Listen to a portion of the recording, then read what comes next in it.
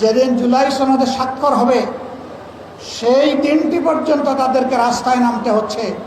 আমি মনে করি এই জাতির জন্য একটি লজ্জাস্কর।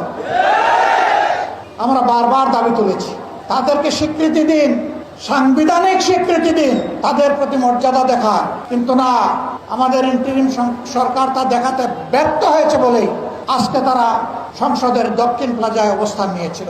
আমরা শুনেছি এখন সরকার এই বিষয়টা গুরুত্ব সহকারে নিয়েছেন, কিন্তু এর মাঝে কিছু অসুন্দর কাজ হয়েছে কিনা আমি নিশ্চিত না। যদি হয়ে থাকে তাহলে আমি ব্যথিত, দুঃখিত, লজ্জিত। এই যারা জালিমের হাতে মার খেয়েছে, আজকে ইন্টারিম সরকারের পুলিশের হাতেও যদি তারা মার খায়, এ লজ্জা আমরা কোথায় ডাকবো? আমরা সরকারকে বলবো, দয়া করে নিজেদের দায়িত্বের প্রতি আপনারা সুবিচার করুন।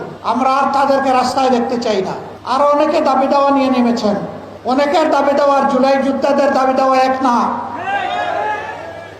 এটাকে ভিন্ন মর্যাদার চোখে অবশ্যই দেখতে হবে।